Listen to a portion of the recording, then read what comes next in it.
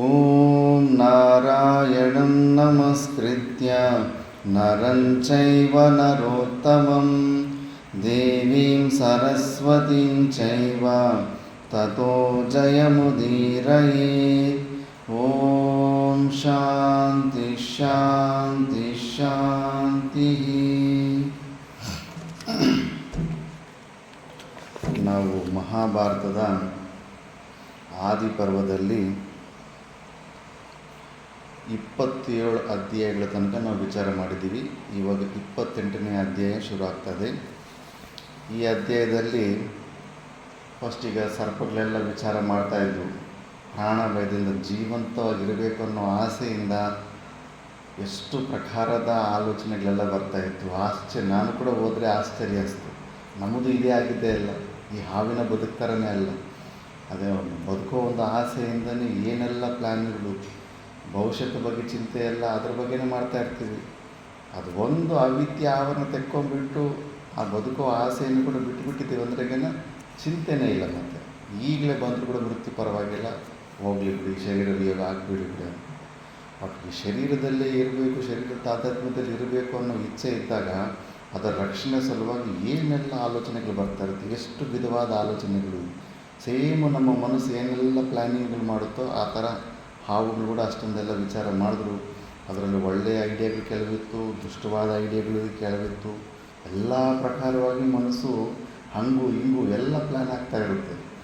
ಇವಾಗ ಲಾಸ್ಟಿಗೆ ಆವಾಗ ಕದ್ರು ಯಾವಾಗ ಶಾಪ ಹಾಕಿರ್ತಾಳೋ ಆವಾಗ ಸಣ್ಣದು ಮಗು ಒಡಿಲಲ್ಲಿ ಒಬ್ಬ ಇರ್ತಾನೆ ಹಾವು. ಆತನು ಆವಾಗ ಬ್ರಹ್ಮದೇವರು ಎಲ್ಲ ಮಾತಾಡ್ಕೊಂಡಿದ್ದು ಎಲ್ಲ ಸ್ವಲ್ಪ ಕೇಳಿರ್ತಾನೆ. ಈಗ ಅವನು ಮಾತಾಡ್ತಾನೆ. ಅದರಲ್ಲಿ ಈ ಅಧ್ಯಾಯದಲ್ಲಿ ಬರುತ್ತೆ. ಎಲ್ಲ ಸರ್ಪಗಳು ಕೊಟ್ಟ ಸಲಹೆಗಳನ್ನು, ವಾಸುಕಿ ಹೇಳಿದ ಹಿತವಚನಗಳನ್ನು ಕೇಳಿದ ನಂತರ ಯಳಾಪತ್ರನೆಂಬ ಹೆಸರಿನ ನಾಗಶ್ರೇಷ್ಠನು, ಯಳಾಪತ್ರ ಅಂತ ಒಳ್ಳೆ ಧರ್ಮಾತ್ಮ ಆಗಿರ್ತಾನೆ, ರಹಸ್ಯ ಗೊತ್ತಿರುತ್ತೆ. ಇವನ ಹೆಸರು ಯಳಾಪತ್ರ. ಅವನು ಹೇಳ್ತಾನೆ, ಮಹಾರಾಜ ಅಂದರೆ ವಾಸುಕಿಗೆ ಕಟ್ಟ ಕಡೆದಾಗಿ ನಾನು ಕೇಳೋ ಮಾತುಗಳನ್ನಾಡಲು ಅಪೇಕ್ಷಿಸುವೆನು ಎಂದು ಹೇಳ್ಬಿಟ್ಟು ಅವನು ಸ್ಟಾರ್ಟ್ ಮಾಡ್ತಾನೆ. ಹೇ ಪ್ರಿಯ ಭ್ರಾತೃಗಳೇ, ಅಂದರೆ ಅಣ್ಣ ತಮ್ಮಂದಿರೇ, ಅಸಾಧಾರಣವಾದ ನಿಮ್ಮ ಯಾವುದೇ ಪ್ರಯತ್ನದಿಂದಲೂ ಸರ್ಪಯಾಗವನ್ನು ನಿಲ್ಲಿಸಲು ಸಾಧ್ಯವಾಗುವುದಿಲ್ಲ. ಯಜ್ಞ ದೀಕ್ಷೆಯನ್ನು ಕೈಗೊಂಡಿರುವ ಪಾಂಡವ ವಂಶೋತ್ಪನ್ನನಾದ ಜನ್ಮೇಜಯ ರಾಜನ ನನ್ನು ಯಜ್ಞದ ದೀಕ್ಷೆಯನ್ನು ವಹಿಸದಂತೆ ಮಾಡಲು ಕೂಡ ಯಾರಿಂದಲೂ ಸಾಧ್ಯವಿಲ್ಲ. ಏನು ಸಣ್ಣ ಪುಟ್ಟ ವ್ಯಕ್ತಿ ಅಂದ್ಕೊಂಡ್ಬಿಟ್ಟಿದ್ದಾರೆ. ಅವರ ತಂದೆ ಪರೀಕ್ಷಿತ್ತು ಕೂಡ ಎಂಥ ಪರಾಕ್ರಮಿ ಆಗಿರ್ತಾನಂದರೆ, ಪಾಂಡು ಮಹಾರಾಜ ಹೆಂಗೆ ಎಲ್ಲ ಇಡೀ ಪೃಥ್ವಿಯನ್ನೆಲ್ಲ ಗೆದ್ದು ಸಾಮ್ರಾಟ ಆಗಿದ್ನೋ, ಪರೀಕ್ಷಿತ್ತು ಕೂಡ ಸಾಮ್ರಾಟ ಆಗಿರ್ತಾನೆ. ಅಂಥ ಸಾಮ್ರಾಟಿನ ಮಗ ಜನ್ಮೇಜಯ ಎಂಥ ಪವರ್ಫುಲ್ ವ್ಯಕ್ತಿ ಆಗಿರ್ತಾನೆ, ತಪೋನಿಷ್ಠನಾಗಿರ್ತಾನೆ, ಧರ್ಮ ಮಾರ್ಗದಲ್ಲಿ ನಡೆಯೋನಂತನಾಗಿರ್ತಾನೆ. ಅಂಥವನ್ನ ಇವರೆಲ್ಲ ಕೊಳ್ಳೋ ಪ್ಲ್ಯಾನು, ಏನೆಲ್ಲ ಮಾಡ್ಕೊತಾ ಇದ್ರು, ಯಜ್ಞನ ನಿಲ್ಲಿಸೋ ಪ್ಲ್ಯಾನು, ಅವೆಲ್ಲ ಏನು ಸಾಧ್ಯವಾಗೋದಿಲ್ಲ. ಇಂದು ನಮಗೆ ದೈವ ಸಂಕಲ್ಪದಿಂದ ಒದಗಿ ಬಂದಿರೋ ವಿಪತ್ತು ದೈವ ಸಂಕಲ್ಪದಿಂದಲೇ ನಿವಾರಣೆ ಆಗಬೇಕು ಹೊರತು ನಮ್ಮ ಯುಕ್ತಾಯುಕ್ತಿ ವಿವೇಚನೆಗಳಿಂದ ಈ ವಿಪತ್ತನ್ನು ನಿವಾರಿಸಿಕೊಳ್ಳಲು ಸಾಧ್ಯವಿಲ್ಲ. ಆದರೆ ದೈವ ಸಂಕಲ್ಪದಿಂದ ನಮಗೊದಗಿರುವ ವಿಪತ್ತಿನ ನಿವಾರಣೆಗೆ ವಿಧಿ ನಿಯಮದಂತೆ ಬೇರೆ ಯಾವುದಾದರೂ ಉಪಾಯವಿದೆಯೇ ಎಂಬುದನ್ನು ನಾವಿಂದು ಯೋಚಿಸಬೇಕಾಗಿದೆ. ಈ ವಿಷಯದಲ್ಲಿ ನಾನು ಕೇಳಿರುವ ಒಂದೆರಡು ರಹಸ್ಯ ವಿಷಯಗಳನ್ನು ತಮ್ಮೊಡನೆ ಹೇಳುವೆನು. ಆವಾಗ ಒಡಿಲಲ್ಲಿ ಇರ್ತಾನಲ್ಲ, ಕದ್ರುವಿನ ಒಡಿಲಲ್ಲಿ ಸೂಕ್ಷ್ಮ ರೂಪದಲ್ಲಿ ಎಲ್ಲ ನೋಡಿರ್ತಾನೆ. ಆವಾಗ ಬ್ರಹ್ಮದೇವರು ಏನೆಲ್ಲ ಮಾತಾಡಿಕೊಂಡ್ರು ಅಂತ ಆ ವಿಷಯನೆಲ್ಲ ಈಗ ಹೊರಗಡೆಗೆ ಹಾಕ್ತಾನೆ. ತಾಯಿಯು ನಮ್ಮನ್ನು ಶಪಿಸಿದೊಡನೆಯೇ ಪಿತಾಮಹನು ತಥಾಸ್ತು ಎಂದಿದ್ದನ್ನು ಕೇಳಿ ದೇವತೆಗಳೆಲ್ಲರೂ ಆಶ್ಚರ್ಯಭರಿತರಾಗಿದ್ದರು. ಕಠಿಣ ಹೃದಯಲಾದ ಕದ್ರುವು ತನ್ನ ಪ್ರೀತಿಯ ಮಕ್ಕಳನ್ನು ಶಪಿಸಿದ್ದಕ್ಕೆ ನಿನ್ನ ಒಪ್ಪಿಗೆ ಇದೆಯೇ ಎಂದು ಕೇಳಿದ್ರಂತೆ ಬ್ರಹ್ಮದೇವನ ದೇವತೆಗಳು. ಇದೆಂಗಿದೆ, ತಾಯಿ ಮಕ್ಕಳನ್ನು ಶಾಪ ಇಡೋದು ತುಂಬ ರೇರ್ ಕೇಸು, ಚಾನ್ಸ್ ಇರೋದು. ಕುಪುತ್ರೋ ಜಾಯತೆ ಕುಮಾತ ನಾ ಜಾಯತೆ ಅಂತ ಶಾಸ್ತ್ರ ಹೇಳುತ್ತೆ. ಕೆಟ್ಟ ಮಕ್ಕಳು ಇರ್ತಾರೆ, ಕೆಟ್ಟ ತಾಯಿ ಇರೋದಿಲ್ಲ ಅಂತ. ತುಂಬ ರೇರ್ ಕೇಸಲ್ಲಿ ಈ ಥರ ಘಟನೆಗಳು ನಡೀತಾ ಇರುತ್ತೆ. ಅದಕ್ಕೆ ಯಾರಾದರೂ ಆ ಥರ ವಿಪರೀತವಾಗಿ ಮಕ್ಕಳ ಮೇಲೆ ಏನಾದರೂ ಅಷ್ಟು ಜಾಸ್ತಿ ದ್ವೇಷ ಇಟ್ಕೊಂಡ್ರೆ ಆ ತಾಯಿಯನ್ನು ಕದ್ರಿಗೆ ಓಡಿಸ್ತಾರೆ ಶಾಸ್ತ್ರದಲ್ಲಿ, ದೃಷ್ಟಾಂತದಲ್ಲಿ. ಕಲಿಯುಗದಲ್ಲಿ ಇನ್ನೂ ಜಾಸ್ತಿ ಇರ್ತಾರೆ. ಕಲಿಯುಗದಲ್ಲಿ ವಿಪರೀತ ಆಗಿಬಿಟ್ಟಿದೆ. ಬಟ್ ಶಾಸ್ತ್ರ ಪ್ರಕಾರದಲ್ಲಾದರೆ ಆ ಥರ ಇರೋದು ಅದಕ್ಕೆ ಯಾರಿಗೆ ಆಶ್ಚರ್ಯ ಆಗುತ್ತೆ. ಆದ್ದರಿಂದ ದೇವತೆಗಳು ಕೇಳ್ತಾರೆ ಬ್ರಹ್ಮದೇವನಿಗೆ, ಯಾಕೆ ಇದು ಸರಿ ಅನಿಸ್ತಾ ಇದೆ ಅಂದರೆ, ಅದಕ್ಕೆ ಚತುರ್ಮುಖ ಬ್ರಹ್ಮನು, ನನ್ನ ಇಚ್ಛೆಯಿಂದಲೇ ಕದ್ರುವಿನ ಬಾಯಲ್ಲಿ ಈ ಮಾತುಗಳು ಹೊರಟಿವೆ. ಕದ್ರುವಿನ ಸಾವಿರಾರು ಮಕ್ಕಳು ದುಷ್ಟರಾಗಿ ತಮ್ಮಲ್ಲಿರುವ ವಿಷದಿಂದ ಮತ್ತರಾಗಿ ನನ್ನಿಂದ ಸೃಷ್ಟಿಸಲ್ಪಟ್ಟ ಸಾವಿರಾರು ಪ್ರಾಣಿಗಳನ್ನು ನಿಷ್ಕಾರಣವಾಗಿ ಕಚ್ಚಿ ಪ್ರತಿನಿತ್ಯವೂ ಯಮಾಲಯಕ್ಕೆ ಕಳುಹಿಸುತ್ತಿದ್ದಾರೆ. ಏನೋ ಅವ್ರ ಆಹಾರ ಸಲುವಾಗಿ ಅದು ಆಹಾರ ಭಕ್ಷಣೆ ಮಾಡ್ತಾಯಿದ್ರೆಗೇ ಅದು ಓಕೆ ಅನ್ಬೋದು. ಸುಮ್ಮನೆ ಯಾವುದೇ ಕಾರಣ ಇಲ್ಲದೆ ನಿಷ್ಕಾರಣದಿಂದ ಸುಮ್ಮನೆ ಬಲ ಇದೆ, ವಿಷ ಇದೆ ಅಂದ್ಬಿಟ್ಟು ಕಚ್ಚಿ ಸುಮ್ಮನೆ ಸಾಯಿಸ್ತಾ ಇರ್ತವೆ. ಅವ್ರ ಪ್ರಾರಬ್ಧ ಕರ್ಮವನ್ನು ಅನುಭವಿಸೋದ್ರಿಂದ ಎಲ್ಲ ಅವ್ರದ್ದೆಲ್ಲ ಪೋಸ್ಟ್ಪೋನ್ ಆಗ್ತಾ ಇರುತ್ತೆ ಸೃಷ್ಟಿಕ್ರಮದಲ್ಲಿ. ಆದ್ದರಿಂದ ಬ್ರಹ್ಮದೇವನು ಕೂಡ ಕೋಪ ಬಂದಿರ್ತೀವಿ. ಇವುಗಳನ್ನು ಯಾವುದೇ ಆಗಲಿ ಎಕ್ಸ್ಟ್ರೀಮ್ ಆಯ್ತಂದರೆ ಅನರ್ಥಗಳೇ ಸ್ಟಾರ್ಟ್ ಆಗ್ತವೆ. ಎಲ್ಲದಕ್ಕೂ ಒಂದು ಬ್ರೇಕ್ ಆಗಬೇಕು. ಆದ್ದರಿಂದ ಇದು ಬ್ರಹ್ಮನ ಇಚ್ಛೆನೇ ಆಗಿರುತ್ತೆ. ಮತ್ತು ಇವರು ಹೀಗೆಯೇ ಬೆಳೆಯುತ್ತಿದ್ದರೆ ಒಂದು ಪ್ರಾಣಿಯು ಪೃಥ್ವಿಯಲ್ಲಿ ಉಳಿಯಲಾರದು. ಈ ಕಾರಣದಿಂದ ಕದ್ರುವು ಕೊಟ್ಟ ಶಾಪವನ್ನು ನಾನು ಸಂಪೂರ್ಣವಾಗಿ ಸಮ್ಮತಿಸಿದ್ದೇನೆ. ಆದರೆ ಜನ್ಮೇಜಯನ ಸರ್ಪಯಾಗದಲ್ಲಿ ಕದ್ರುವಿನ ಶಾಪದ ಕಾರಣದಿಂದ ಸರ್ಪಕುಳವೆಲ್ಲವೂ ವಿನಾಶ ಹೊಂದುವುದೆಂದು ಭಯಪಡಬೇಕಾಗಿಲ್ಲ. ಈ ದೇವತೆಯರು ಕೂಡ ಯಾಕಂದರೆ ಆ ಸ್ಪೀಷಿಸ್ ಇರಬೇಕು. ಹಾವಿನ ಸ್ಪೀಷಿಸ್ ಇಲ್ಲ ಅಂದ್ರೆ ಅದು ವಿಷವಾದ ವಾಯುವನ್ನು ಭಕ್ಷಣೆ ಮಾಡುತ್ತೆ. ಈ ಎನ್ವಿರಾನ್ಮೆಂಟಲ್ಲಿ ಏನೇದು ಪೊಲ್ಯೂಟೆಡ್ ವಾಯು ಇರುತ್ತೋ ಆ ವಿಷವಾಯುವನ್ನು ಅದು ಹಾವು ಆಹಾರವಾಗಿ ಸ್ವೀಕಾರ ಮಾಡುತ್ತೆ. ಅದಕ್ಕೆ ಹಾವುಗಳ ಬೆಳೆ ಹೆಂಗೆ ನಾವು ಬೆಳೆ ಬೆಳೆಸ್ತೀವೋ ಅಕ್ಕಿ ಗೋಧಿ ಎಲ್ಲಂಗೆ ಹಾವುಗಳ ಬೆಳೆ ಕೂಡ ಬೆಳೆಸ್ತವ್ರು ಮುಂಚೆ. ಯಾವುದಾದ್ರೂ ಏರಿಯಾದಲ್ಲಿ ಸ್ವಲ್ಪ ವಾಯು, ಆವಾಗೆಲ್ಲ ಸೂಕ್ಷ್ಮದರ್ಶಿ ಇದ್ರಲ್ಲ, ಈ ಏರಿಯಾದಲ್ಲಿ ವಾಯು ಕೆಟ್ಟೋಗಿದೆ, ಮುಖ್ಯವಾಗಿ ಸಿಟಿಗಳಲ್ಲಿ ಚರಂಡಿಗಳ ಪಕ್ಕದಲ್ಲಿರುವಂಥ ಮನೆಗಳಲ್ಲಿ ಕಿಟಕಿ ತೆಗೆದ್ರೇಗನ ಅವೆಲ್ಲ ದುಷ್ಟ ವಿಷವಾಯುನೇ ಅವೆಲ್ಲ. ಅಂಥ ವಿಷವಾಯುವನ್ನು ಹಾವುಗಳಿದ್ರೇಗನ ಅದನ್ನು ಭಕ್ಷಣೆ ಮಾಡಿ ವಾಯುವನ್ನು ಶುದ್ಧಿ ಮಾಡ್ತಾರೆ. ಆದ್ದರಿಂದ ಎಲ್ಲ ಜೀವಿನೂ, ಪ್ರತಿಯೊಂದು ಜೀವಿನೂ ಬೇಕಾಗುತ್ತೆ. ಸೈಂಟಿಸ್ಟ್ಗಳು ಕೂಡ ರಿಸರ್ಚ್ ಮಾಡಿದ್ದಾರೆ. ಒಂದು ವೇಳೆ ಪ್ರಪಂಚದಲ್ಲಿ ಕಂಪ್ಲೀಟಾಗಿ ಇರುವೆಗಳೇ ಇಳಿದಿರಾಗೋಗ್ಬಿಟ್ರೆ ಏನಾಗುತ್ತೆ ಅಂತ. ಯಾವ್ಯಾವ ಪ್ರಾಣಿ ಇಲ್ಲ ಅಂದರೆ ಎಷ್ಟೆಷ್ಟು ದಿವಸಕ್ಕೆ ಇಡೀ ಪ್ರಪಂಚ ನಾಶ ಆಗುತ್ತೆ ಅಂದ್ಬಿಟ್ಟು ಲಿಸ್ಟ್ ಹಾಕಿದ್ದಾರೆ. ಆದರೆ ಮನುಷ್ಯ ಇಲ್ಲಲಿಲ್ಲ ಅಂದರೂ ಕೂಡ ಪ್ರಪಂಚದಲ್ಲಿ ಯಾವುದೇ ಪ್ರಕಾರದಂಥ ಹಾನಿ ಆಗೋದಿಲ್ಲ. ಎಲ್ಲ ಪ್ರಕೃತಿಯಲ್ಲಿ ತಾನಾಗಿ ಎಲ್ಲ ಕೆಲಸಗಳು ನಡೀತಾ ಇರ್ತವೆ. ಬಟ್ ಮಿಕ್ಕಿದ ಜೀವಿಗಳಲ್ಲಿ ಯಾವುದಾದ್ರೂ ಒಂದು ಜೀವಿ ಲುಪ್ತ ಆದರೂ ಕೂಡ ಆ ಎಕಾಲಜಿ ಸಿಸ್ಟಮ್ಮೇ ಡಿಸ್ಟರ್ಬ್ ಆಗಿಬಿಡುತ್ತೆ. ಇವಾಗ ಇದು ಉತ್ತರ ಪ್ರದೇಶದಲ್ಲಿ ಜಿಂಕೆ ಕ್ಯಾಟಗರಿಯಲ್ಲಿ ಅದನ್ನು ದುಪ್ಪಿ ಅಂತಾರೆ. ಈ ಕಡೆ ಜಿಂಕೆ ಥರನೇ ಇರುತ್ತೆ, ಅದನ್ನು ನೀಲ್ಗಾಯ ಅಂತಾರೆ. ಅವು ಏನಾಗ್ಬಿಟ್ಟಿದ್ದಾವೆ, ಈಗ ಅವುಗಳನ್ನು ತಿನ್ನೋದಕ್ಕೆ ಸಿಂಹ, ಹುಲಿಗಳು ಇವಿದ್ರೆ ಅದನ್ನು ಬೇಟೆಯಾಡಿ ತಿಂತವೆ. ಅವು ಸಾಮಾನ್ಯರು ಅದು ಅಷ್ಟೊಂದು ಸ್ವಲ್ಪ ಹಸು ಥರನೇ ಇರ್ತವೆ. ಬಟ್ ಯಾವುದು ಹೆಚ್ಚಿನ ಹಿಂಸೆ ಇಲ್ಲ ಅಲ್ವಾ. ಹೆಚ್ಚಿನ ಹಿಂಸೆ ಇಲ್ಲದೆ ಇದ್ದಿದ್ದಕ್ಕೆ ಅದನ್ನು ಯಾರೂ ಹೆದರೋದೇ ಇಲ್ಲ. ಆದ್ದರಿಂದ ಅವು ಊರುಗಳಲ್ಲಿ ಸುತ್ತಾಡೋ ಅಭ್ಯಾಸ ಕೂಡ ಆಗಿಬಿಟ್ಟಿದೆ. ಆ ಉತ್ತರ ಭಾರತದಲ್ಲಿ ಇವಾಗ ನೀಲಗಾಯಿ ಎಷ್ಟು ತೊಂದರೆ ಅಂದರೆ ಕಾಂಪೌಂಡ್ ಇಲ್ಲ ಅಂದ್ರೆ ಯಾರು ಬೆಳೆ ಹಾಕೋದಕ್ಕೆ ಆಗೋದಿಲ್ಲ. ಲಕ್ಷಾಂತರ ಸಂಖ್ಯೆಯಲ್ಲಿದ್ದಾವೆ, ಲಕ್ಷಾಂತರ ಸಂಖ್ಯೆ. ನಾವು ನೋಡ್ತಾ ಇದ್ದೇವೆ ನಾರ್ಮಲ್ ಊರಿರುವಂಥ ಪಬ್ಲಿಕ್ ಪ್ಲೇಸಲ್ಲಿ ಕೂಡ ಏನು ಸಾವಿರಾರು ಜಿಂಕೆಗಳ ಥರ ಓಡ್ತಾ ಇದ್ದಾವೆಲ್ಲ ಇವು ಅಂದ್ಬಿಟ್ಟು. ಮತ್ತು ಅಲ್ಲಿ ಸೃಷ್ಟಿಕ್ರಮ, ಅಲ್ಲಿ ಹುಲಿ, ಸಿಂಹ, ಹುಲಿಗಳು ಅವುಗಳನ್ನ ಬೇಟೆಯಾಡಿ ತಿನ್ನೋ ಅಂಥ ಪ್ರಾಣಿಗಳು ಲುಪ್ತ ಆಗಿದೆ. ಮನುಷ್ಯರು ಅದನ್ನು ಯಾರು ಸಾಯಿಸೋಕ್ಕೆ ಹೋಗ್ತಾ ಇಲ್ಲ. ಅವುಗಳ ಸಂಖ್ಯೆ ಹೆಚ್ಚಾಗ್ತಾಯಿದೆ. ಹೆಚ್ಚಾಯ್ತಂದ್ರೆಗನ ಒಂದು 10 ನಿಮಿಷ 5 ನಿಮಿಷ ಯಾರಾದರೂ ರೈತ ಅದನ್ನು ಮಿಸ್ ಆಡಿ ಒಳಗದ್ದೆಯಲ್ಲಿ ಹೋಯ್ತಂದ್ರೆಗನ ಮುಗೀತು. 1000 ಜಿಂಕೆಗಳು ಒಂದು ಸತಿ ಹೋಯ್ತಂದ್ರೆಗನ 5-6 ಎಕರೆ ಔಟ್ ಆಗಿಬಿಡುತ್ತೆ. ಮತ್ತು ಅದರಿಂದ ನಷ್ಟ ಆಗ್ತಾಯಿದೆ, ಸಮಾಜಕ್ಕೆ ನಷ್ಟ ಬರುತ್ತೆ. ಅದಕ್ಕೆ ಪ್ರತಿಯೊಂದು ಪ್ರಾಣಿ ಕೂಡ ಇರಬೇಕು. ಭಾರತ ದೇಶದಲ್ಲಿ ರಿಸರ್ವ್ ಫಾರೆಸ್ಟ್ ಮಾಡಿ ಅದು ಹುಲಿಗಳನ್ನು ಸಾಯಿಸೋದು ನಿಲ್ಲಿಸಿದ್ದು ಅವೆಲ್ಲ ತುಂಬ ಒಳ್ಳೆಯದಾಯಿತು. ಇಲ್ಲ ಅಂದ್ರೆ ಎಕಾಲಜಿ ಮೇಂಟೈನ್ ಆಗೋದಿಲ್ಲ.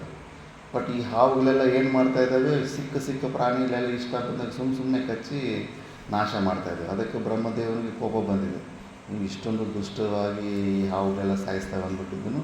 ಅದಕ್ಕೆ ಕದ್ರು ನಾಲಿಗೆಯಲ್ಲಿ ಅದೇ ಥರ ಶಾಪ ಬರಲಿ, ಜನ್ಮೇಜಯನ ಯಜ್ಞದಲ್ಲಿ ಹೋಗ್ಬಿಟ್ಟು ಸರ್ಪಗಳನ್ನು ಭಸ್ಮ ಆಗಲಿ ಅಂದ್ಬಿಟ್ಟು ಸರಸ್ವತಿ ದೇವಿನ ಪ್ರಾರ್ಥನೆ ಮಾಡ್ತಾನೆ. ಸರಸ್ವತಿ ದೇವಿನೇ ಕದ್ರುವಿನ ನಾಲಿಗೆಯಲ್ಲಿ ಕೂತು ಆ ಥರ ಶಾಪ ಬರೋ ಥರ ಹೇಳ್ಬಿಡ್ತಾರೆ. ಇನ್ನು ಅದಕ್ಕೆ ದುಷ್ಟ ಸರ್ಪಗಳು ಸಮೂಹವು ಮಾತ್ರ ನಾಶ ಹೊಂದುವುದು. ಅದರಲ್ಲಿ ಒಳ್ಳೆ ಸರ್ಪಗಳಿದ್ದಾವೆ, ವಾಸುಕಿ, ಅನಂತ ಅಂತೂ ಈ ಬೇಡ ಇವ್ರ ಅಣ್ಣ ಅಂತ ನಾನು ಹೇಳ್ಕೊಡೋದಕ್ಕೆ ನನಗೆ ನಾಚಿಕೆ ಆಗ್ತಾಯಿದೆ ಅಂದ್ಬಿಟ್ಟು ಅವನು ಆ ಶರೀರನೇ ತ್ಯಾಗ ಮಾಡೋದಕ್ಕೆ ತಪಸ್ಸು ಮಾಡ್ತಾ ಇರ್ತಾನೆ. ಅಷ್ಟು ಒಳ್ಳೆಯದಾಗುತ್ತೆ. ಇನ್ನು ವಾಸುಕಿ ಇವಾಗ ಅವನೇ ಈಗ ಹೆಡ್ ಆಗಿದ್ದಾನೆ. ವಾಸುಕಿ ಮಂದಾರ ಪರ್ವತದಲ್ಲಿ ಅರಣಿ ಮಂಥನ, ಸಮುದ್ರ ಮಂಥನ ಮಾಡುವಾಗ ಹಗ್ಗ ಥರ ಕೆಲಸಕ್ಕೆ ಬರ್ತಾನೆ ದೇವತೆಗಳು. ಹಗ್ಗ ಅಂದ್ರೆಗೇನ ಎಷ್ಟು ನೋವಾಗ್ತಾ ಇರುತ್ತೆ ಗೊತ್ತಾ ವಾಸುಕಿಗೆ. ಅವನು ಮತ್ತು ಹಗ್ಗ ಇಟ್ಕೊಂಡು ಹಿಂಡ್ದಂಗೆ ಇಡ್ತಾಯಿದ್ರೆ ಬಾಯಲ್ಲಿಂದ ಒಳಗಡೆಯಿಂದ ಜಠರಾಗ್ನಿ ಹೊಗೆಗಳು ಹೊರಗಡೆ ಬರ್ತಾ ಇರ್ತವೆ. ಅಷ್ಟು ಹಿಂಸೆ ಆಗ್ತಾ ಇರುತ್ತೆ ವಾಸುಕಿ. ಅಷ್ಟು ಕೂಡ ದೇವತೆಗಳ ಸಲುವಾಗಿ, ಲೋಕ ಕಲ್ಯಾಣ ಸಲುವಾಗಿ ಅಷ್ಟೊಂದೆಲ್ಲ ಸಹನೆ ಮಾಡ್ತಾನೆ. ಅದಕ್ಕೆ ದೇವತೆಗಳೇ ನೆಕ್ಸ್ಟ್ ಅಧ್ಯಾಯದಲ್ಲಿ ಬರುತ್ತೆ. ದೇವತೆಗಳೇ ವಾಸುಕಿಗೆ ಆ ಶಾಪ ವಿಮೋಚನೆ ಮಾಡಬೇಕಂತ ಮತ್ತೆ ಬ್ರಹ್ಮದೇವ್ರನ್ನ ಕೋರ್ತಾರೆ. ಅಷ್ಟು ಒಳ್ಳೆಯವನಾಗಿರ್ತಾನೆ. ಅದರಲ್ಲಿ ಒಳ್ಳೆಯ ಸರ್ಪಗಳು ಈಗ ಈ ಯಲಾಪತ್ರನೆಂಬ ಸರ್ಪ ಕೂಡ ಎಲ್ಲ ಧರ್ಮ ಮಾರ್ಗದ ಬಗ್ಗೆ ಮಾತಾಡ್ತಾ ಇದ್ದೀವಿ. ಅದಕ್ಕೆ ಬ್ರಹ್ಮದೇವನಂತಾನೆ, ನೀವು ಕಂಪ್ಲೀಟ್ ಸರ್ಪ ಜಾತಿನೇ ನಾಶ ಆಗುತ್ತೆ ಅಂತ ಭಯ ಪಡಬೇಕಾಗಿಲ್ಲ, ಒಳ್ಳೆ ಧರ್ಮ ಆಚರಣೆ ಮಾಡುವಂಥ ಸರ್ಪಗಳು ಉಳ್ಕೊಂಡ್ಬಿಡ್ತವೆ ಬಿಡು ಅಂದ್ಬಿಟ್ಟು ಬ್ರಹ್ಮ ಹೇಳಿರ್ತಾನೆ. ಮತ್ತು ಹೆಂಗೆ ಉಳ್ಕೊಂಡ್ಬಿಡ್ತಾನೆ ಅಂದರೆ ಯಾಯಾವರ ಕುಲದಲ್ಲಿ ಒಬ್ಬ ಜರಾತ್ಕಾರು ಮಹರ್ಷಿ ಅಂತ ಹುಡ್ತಾನೆ. ಮತ್ತು ವಾಸುಕಿ ತಂಗಿಯಾದ ಜರಾತ್ಕರುವಿನ ಉದರದಲ್ಲಿ ಆಸ್ತಿಕ, ಈ ವಾಸುಕಿ ತಂಗಿ ಜರಾತ್ಕರು, ಆ ಋಷಿ ಹೆಸರು ಜರಾತ್ಕಾರು. ಆ ಜರಾತ್ಕಾರದು ಮುಂಚೆ ಕತೆ ಬಂದಿತ್ತು. ಸಿಕ್ಕಾಪಟ್ಟೆ ಒಬ್ಬನೇ ಮಗ ಆಗಿರ್ತಾನೆ. ಆ ವಂಶದಲ್ಲಿ ಸಿಕ್ಕಾಪಟ್ಟೆ ತಪಸ್ಸು ಮಾಡಿಕೊಂಡು ವೈರಾಗ್ಯದಿಂದ ಇನ್ನು ಮೋಕ್ಷಗಾಮಿಯಾಗಿ ಇರ್ತಾನೆ. ಮತ್ತು ಅಲ್ಲಿ ನೋಡಿದ್ರೆಗ ಪಿತೃ ಒಂದು ನಡ್ಕೊಂಡು ಹೋಗ್ತಾ ಇದ್ರೆಗ ಒಂದು ವಿಚಿತ್ರವಾದ ಘಟನೆ ನೋಡ್ತಾನೆ. ಒಂದು ದೊಡ್ಡ ಮರಕ್ಕೆ ಫುಲ್ ಉಲ್ಟಾಗಿ ಎಲ್ಲರೂ ಸುಮಾರು ಜನ ನೇತಾಡ್ತಾ ಇದ್ದಾರೆ. ಮತ್ತು ಆ ಮರನ್ನು ಕೂಡ ಯಾವುದೋ ಒಂದು ಇಲಿ ಕಚ್ತಾ ಇದೆ. ಇನ್ನು ಸ್ವಲ್ಪ ಆದ್ರೆಗ ಅದು ಕಟ್ಟಾಗಿ ಕೆಳಗಡೆ ಬಿದ್ದೋಗ್ಬಿಡುತ್ತೆ. ಅದು ವಿಚಿತ್ರವಾದ ಘಟನೆಯನ್ನು ನೋಡಿ ನೀವು ಯಾರು ಅಂತ ಕೇಳ್ತಾನೆ. ಕೇಳಿದ ತಕ್ಷಣ, ಅಯ್ಯೋ ನಾವು ಇಂಥ ವಂಶದವರಪ್ಪ, ಯಾಯಾವರ ಕುಲದವರು, ನಮ್ಮ ಕುಲದಲ್ಲಿ ಒಬ್ಬನು ಜರಾತ್ಕಾರು ಅಂತ ಒಬ್ಬನು ಹುಟ್ಟಿದ್ದ, ಅವನು ವಂಶೋದ್ಧಾರಕ. ಅವನು ಅಲ್ಲಿ ಸನ್ಯಾಸನೂ ತಗೊತಾ ಇಲ್ಲ, ಈ ಕಡೆ ಗೃಹಸ್ಥಾಶ್ರಮದಲ್ಲಿ ಮದುವೆನೂ ಮಾಡ್ಕೊತಾ ಇಲ್ಲ, ಕೇವಲ ತಪಸ್ಸು ಮಾಡ್ತಾ ಇದ್ದಾನೆ. ಅನಾಶ್ರಮಿ ನಾತಿಷ್ಠೇತ್ ಅಂತ ಶಾಸ್ತ್ರ ಹೇಳುತ್ತೆ. ಯಾವುದೋ ಒಂದು ಆಶ್ರಮದಲ್ಲಿ ಇರಬೇಕು. ಬ್ರಹ್ಮಚಾರ್ಯ ಆಶ್ರಮವೂ ಅಂದರೆ ಮೊದಲ ವ್ಯವಸ್ಥೆ, ಮತ್ತು ಗೃಹಸ್ಥಾಶ್ರಮನು. ಇಲ್ಲಿ ಗೃಹಸ್ಥಾಶ್ರಮ ನಿಮ್ಗೆ ಇಂಟ್ರೆಸ್ಟ್ ಇಲ್ಲ ಡೈರೆಕ್ಟ್ ಸನ್ಯಾಸ ತೊಗೊಂಡ್ಬಿಡ್ಬೇಕು. ಹಂಗೆ ಒಂಟಿಯಾಗಿರಬಾರ್ದು ಅಂತ ಶಾಸ್ತ್ರ ಹೇಳುತ್ತೆ. ಅದು ಶಾಸ್ತ್ರ ವಿರುದ್ಧ ಅದು. ಮತ್ತು ಆ ಥರ ಇರ್ತಾ ಇರ್ತಾನೆ. ಅದಕ್ಕೆ ಆ ಥರ ಇದ್ದಾನಪ್ಪ, ನಮ್ಮ ವಂಶದಲ್ಲಿ ಒಬ್ಬನಿದ್ದಾನೆ, ಅವನು ಈ ಥರ ಅಲ್ಲಿ ಸನ್ಯಾಸನ ತಗೊತಾ ಇಲ್ಲ. ಸನ್ಯಾಸ ತಗೊಂಡು ಬ್ರಹ್ಮಚಿಂತನೆ ಬ್ರಹ್ಮದಲ್ಲಿ ಲಯ ಆಗಿಬಿಟ್ಟು ನಾವು ಉದ್ಧಾರ ಆಗ್ತಾಯಿದ್ವಿ, ಅದು ಮಾಡ್ತಾಯಿಲ್ಲ. ಇಲ್ಲ ಅವನು ಮದುವೆ ಮಾಡಿಕೊಂಡು ಮಕ್ಕಳು ಹುಟ್ಟಿದ್ರೇಗ ಅವರು ಪಿತೃ ಕಾರ್ಯಗಳು, ಪಿಂಡ ಪ್ರದಾನಗಳು ಮಾಡ್ತಾಯಿದ್ರು ಕೂಡ ಅದರಿಂದ ಕೂಡ ನಮ್ಗೆ ಉದ್ಧಾರ ಆಗ್ತಾಯಿತ್ತು, ಅದು ಮಾಡ್ತಾಯಿಲ್ಲ ಅಂದ್ಬಿಟ್ಟು. ಆವಾಗ ಆ ಜರಾತ್ಕರು ನಾನೇ ಅಂತಾನೆ. ಹೌದಾ ನೀನೇನಾ ಅಂತೆ. ಮತ್ತು ಇನ್ನು ನಿಮ್ಮೆಲ್ಲರ ಉದ್ಧಾರ ಸಲುವಾಗಿ ನನಗೆ ಏನು ಮಾಡಬೇಕು ಹೇಳಿ ಅಂದ್ರೆಗನ, ಮತ್ತು ನೀನು ಮದುವೆ ಮಾಡಿಕೊಟ್ಟು ಒಂದು ಪುತ್ರ ಸಂತಾನನ ಕೊಟ್ಟು ಮತ್ತೆ ನೀನು ಈ ಕಡೆ ತಪಶ್ಚರ್ಯ ಮಾಡಿಕೊಂಡು ಈ ಕಡೆ ಸನ್ಯಾಸದ ಮಾರ್ಗ ಕಡೆ ಬಾ ಅಂತಾರೆ. ಸರಿ ಅಂದ್ಬಿಟ್ಟಿದ್ದೂ ಕೆಲವೊಂದು ಕಂಡೀಷನ್ಗಳಾಗ್ತವೆ. ನನ್ನ ಹೆಸರಿದ್ದಂಗೆ ಇನ್ನೊಬ್ಬರ ಹೆಸರು ಇರಬೇಕು. ಅಂಥವ್ರನ್ನೇ ನನ್ನ ಥರ ಇರೋ ಹೆಸರಿರೋರನ್ನೇ ನಾನು ಮದುವೆ ಮಾಡ್ಕೊತೀನಿ ಅಂತ ಕಂಡೀಷನ್. ಕೆಲವೊಂದು ಮತ್ತೆ ನನಗೆ ಕನ್ಯಾನು ಭಿಕ್ಷೆಯಲ್ಲೇ ಕೊಡಬೇಕು ಅಂತ. ನಾನು ಭಿಕ್ಷೆ ಬೇಡಕ್ಕೆ ಹೋಗ್ತೀನಿ, ಯಾರಾದರೂ ಕನ್ಯೆ ಇದ್ರೆ ಕೊಡಿ ಅಂತ ಭಿಕ್ಷೆ ಬೇಡ್ತೀನಿ, ದಾನನೇ ಮಾಡಬೇಕು ನನಗೆ ಕನ್ಯೆ. ಯಾಕೆ ನನ್ನ ಹತ್ರ ದುಡ್ಡಿಲ್ಲ, ತಪಸ್ಸು ಮಾಡ್ಕೊತಾ ಇದ್ದೀನಿ, ಮೇಂಟೈನ್ ಮಾಡೋಕ್ಕೆ. ಅದಕ್ಕೆ ನನಗೆ ಭಿಕ್ಷೆಯಲ್ಲೇ ಕನ್ಯೆಯನ್ನು ಕೊಡಬೇಕಂತ ಕಂಡೀಷನ್ ಹಾಕಿರ್ತಾನೆ. ಸರಿ ಅಂತ ಆ ಕಂಡೀಷನಲ್ಲೇ ಈಗ ವಾಸುಕಿ ಇವರು ಹಾವುಗಳು ಕೂಡ ಈಗ ಬ್ರಹ್ಮದೇವರು ಮಾತಾಡಿರೋದು ಈ ಯಲಾಪತ್ರ ಅನ್ನೋನು ಆವತ್ತು ಕದ್ರುವಿನ ಒಡಿಲಲ್ಲಿ ಸಣ್ಣ ಮಗುವಾಗಿರ್ತಾನೆ, ಕೇಳಿಬಿಟ್ಟಿರ್ತಾನೆ ಬ್ರಹ್ಮದೇವರು ಮಾತಾಡ್ಕೊಂಡಿದ್ದೆಲ್ಲ. ಅದಕ್ಕೆ ಇವನ ಹತ್ರ ಆ ಉಪಾಯ ಇರುತ್ತೆ. ಅದಕ್ಕೆ ಅವನು ಗೊತ್ತು, ಇನ್ನು ನಮ್ಮ ತಂಗಿ ಜರಾತ್ಕಾರ ಇದ್ದಾಳೆ, ಜರಾತ್ಕಾರವನ್ನು ನಾವು ರಕ್ಷಣೆ ಮಾಡಿಕೊಂಡು ಆ ಜರಾತ್ಕಾರ ಋಷಿಗೆ ಮದುವೆ ಮಾಡಿಬಿಟ್ರೆ ಗಂಡನ ಹೆಸರು ಜರಾತ್ಕಾರು, ಹೆಂಡತಿ ಹೆಸರು ಜರಾತ್ಕಾರು. ಅವರಿಬ್ಬರಿಗೂ ಆಸ್ತಿಕ ಎಂಬ ಒಬ್ಬ ಮಗ ಹುಡ್ತಾನೆ. ಆ ಮಗ ಈ ಸರ್ಪಯಾಗವನ್ನು ಮಧ್ಯದಲ್ಲಿ ನಿಲ್ಲಿಸ್ಬಿಡ್ತಾನೆ, ಜನ್ಮೇಜಯನ ಸರ್ಪಯಾಗವನ್ನು ಅಂದ್ಬಿಟ್ಟು. ಇದರಿಂದ ಆಸ್ತಿಕನೆಂಬ ಮಹರ್ಷಿಯು ಜನಿಸಿ ಸರ್ಪಯಾಗವನ್ನು ನಿಲ್ಲಿಸುವನು, ಸರ್ಪಗಳನ್ನು ಶಾಪದಿಂದ ವಿಮೋಚನೆಗೊಳಿಸುವನು. ಈ ಥರ ಬ್ರಹ್ಮ ಹೇಳ್ತಾನೆ. ಆವಾಗ ದೇವತೆಗಳೆಲ್ಲರೂ ಹೋಗಿ ಹಂಗಾದರೆ ಓಕೆ, ಇಲ್ಲಾಂದ್ರೆ ಸರ್ಪಜಾತಿನೇ ನಷ್ಟ ಆಗೋಗುತ್ತೆ ಅಂದರೆ ಏನ ಸೃಷ್ಟಿ ಕ್ರಮವೇ ಇದಾಗ್ಬಿಡುತ್ತೆ. ಮತ್ತು ನೆಕ್ಸ್ಟು ವಾಸುಕಿಗೆ ಬ್ರಹ್ಮನ ಆಶ್ವಾಸನೆ. ಯಲಾಪತ್ರನ ಮಾತುಗಳನ್ನು ಕೇಳಿ ಎಲ್ಲ ಸರ್ಪಗಳಿಗೂ ಅತ್ಯಾನಂದವಾಯ್ತಂತೆ. ನೆಲ ನಾವು ಸತ್ತೋಗ್ಬಿಡ್ತೀವಿ ಅಂದ್ಕೊಂಡಿರೋರಿಗೆ ಈಗ ಸ್ವಲ್ಪ ಆಸೆ ಬಂತು. ಅಟ್ಲೀಸ್ಟ್ ಧರ್ಮಾಚರಣೆ ಮಾಡ್ತಾ ಇರೋಂಥ ಹಾವುಗಳಿಗೆ ಇದಪ್ಪ ನಾನಂತೂ ಕೆಟ್ಟ ಕೆಲಸ ಮಾಡಿಲ್ಲ, ನಾನು ಬದುಕ್ಬಿಡ್ತೀನಿ ಅಂದ್ಬಿಟ್ಟು ಸ್ವಲ್ಪ ಆನಂದ ಆಯಿತು. ಎಲ್ಲರೂ ಯಲಾಪತ್ರನ ಮಾತನ್ನು ಸಾಧು ಸಾಧು ಎನ್ನುತ್ತಾ ಹೊಗಳ್ತಾರೆ. ಮತ್ತು ವಾಸುಕಿಯು ಸಹ ಅವನ ಮಾತನ್ನು ಕೇಳಿ ಹರ್ಷಿತನಾಗ್ತಾನೆ. ವಾಸುಕಿ ಕೂಡ ಏನು ಸೊಲ್ಯೂಷನ್ ಅಂತ ಗೊತ್ತೇ ಆಗಿರೋದಿಲ್ಲ, ಹೆಂಗೆ ನಮ್ಮ ತಮ್ಮಂದ್ರನ್ನ ನಮ್ಮ ವಂಶವನ್ನು ಕಾಪಾಡ್ಕೋಬೇಕು ಅಂತ. ಈಗ ಅವನಿಗೆ ಸ್ವಲ್ಪ ತೃಪ್ತಿ ಆಗುತ್ತೆ. ಮತ್ತು ಅಲ್ಲಿಂದ ಮುಂದಕ್ಕೆ ತನ್ನ ತಂಗಿಯಾದ ಜರಾತ್ಕಾರುವನ್ನು ಆದರದಿಂದ ವಿಶೇಷವಾಗಿ ರಕ್ಷಿಸಿ ಪೋಷಣೆ ಮಾಡುತ್ತಿದ್ದರು. ಯಾಕಂದರೆ ಈಗ ಆ ತಂಗಿನೇ ಈಗ ಇವರನ್ನು ಶಾಪ ವಿಮೋಚನೆ ಅಂತ ಹೊರಗಡೆ ತರೋದು, ಅದಕ್ಕೆ ಫುಲ್ ಪ್ರೊಟೆಕ್ಷನ್ ಕೊಟ್ಕೊಂಡು ಸಾಕ್ಕೊತಾ ಇದ್ದಾರೆ. ಅಪರೂಪ ಆದಾಗ ಅಷ್ಟೇ, ಹೆಣ್ಮಕ್ಳು ಅಪರೂಪ ಆದಾಗ ನೀನು ಒಂದೇ ಮಗುವಲ್ಲ, ಹೆಣ್ಮಗು ನಿನ್ನನ್ನು ಹಂಗೆ ಸಾಕಿರ್ತಾರೆ ಆ ಥರ. ಮತ್ತು ಅದಾದ ಮೇಲೆ ಒಂದು ಸ್ವಲ್ಪ ಕಾಲದಲ್ಲಿ ದೇವಾಸುರ ಸಮುದ್ರವನ್ನು ಮಂಥನ ಮಾಡೋದು ಸ್ಟಾರ್ಟ್ ಆಗುತ್ತೆ. ಆವಾಗ ಬಲಿಷ್ಠನಾದ ವಾಸುಕಿಯನ್ನು ಹಗ್ಗವನ್ನಾಗಿ ಮಾಡ್ಕೊತಾರೆ.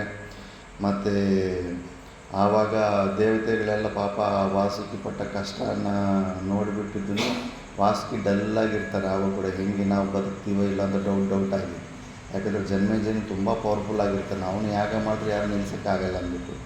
ಆವಾಗೆಲ್ಲ ದೇವತೆಗಳೆಲ್ಲ ಬ್ರಹ್ಮನ ಹತ್ರ ಬಿಟ್ಟು ಮತ್ತೆ ರಿಕ್ವೆಸ್ಟ್ ಮಾಡ್ಕೊತಾರೆ, ಏನಾದರೂ ಆಗಿ ವಾಸುಕಿ ಮಾತ್ರ ಬದುಕಬೇಕು ಹಂಗೆ ಅಂತ. ಆವಾಗ ಬ್ರಹ್ಮದೇವರು ಈ ಥರ ಇರ್ತಾರೆ, ದೇವತೆಗಳೇ, ಯಳಾಪತ್ರನ ಮೂಲಕವಾಗಿ ನನ್ನ ಸಂಕಲ್ಪವೇನೆಂಬುದನ್ನು ನಾನು ಈಗಾಗಲೇ ವಾಸುಕಿಗೂ ಮತ್ತು ಅವನ ಅನುಯಾಯಿಗಳಿಗೂ ತಿಳಿಸಿಯೇ ಬಿಟ್ಟಿರುವೆನು. ಯಳಾಪತ್ರನಿಗೆ ಆವತ್ತೇ ಸಣ್ಣ ಮಗಿದ್ದಾಗ ದಿವ್ಯ ದೃಷ್ಟಿಯಿಂದ ನೋಡೋ ಕೆಪಾಸಿಟಿ ಬ್ರಹ್ಮದೇವನೇ ಕೊಟ್ಟಿರ್ತಾನೆ. ಇವನಿಗೆ ಹೆದರಿ ಸುಮ್ಮನೆ ಮತ್ತು ಅಧರ್ಮ ಆಚರಣೆ ಮಾಡ್ತಾರೆ ಅಂದ್ಬಿಟ್ಟಿದ್ದನು. ಆಲ್ರೆಡಿ ಯಳಾಪುತ್ರನ ದ್ವಾರ ನಾನು ಏನು ನಡೆಯೋದಿದೆ ಅಂತ ಆಲ್ರೆಡಿ ಸ್ವಲ್ಪ ರಿಲ್ಯಾಕ್ಸ್ ಆಗೋದಕ್ಕೆ ಇನ್ಫಾರ್ಮೇಷನ್ ಕೊಟ್ಟಿದ್ದೀನಿ. ಅದನ್ನೇ ಮತ್ತೆ ಇನ್ನೊಂದು ಸತಿ ಹೇಳ್ತಾ ಇದ್ದೀನಿ. ವಾಸುಕಿಯು ತನ್ನ ತಂಗಿಯಾದ ಜರಾತ್ಕಾರು ಮಹರ್ಷಿಗೆ ಕೊಟ್ಟು ಮದುವೆ ಮಾಡಲಿ. ಅಲ್ಲಿ ತನಕ ಇವರು ಸ್ವಲ್ಪ ಜವಾಬ್ದಾರಿ ಇಟ್ಕೊಂಡು ಮದುವೆ ಮಾಡಲಿ.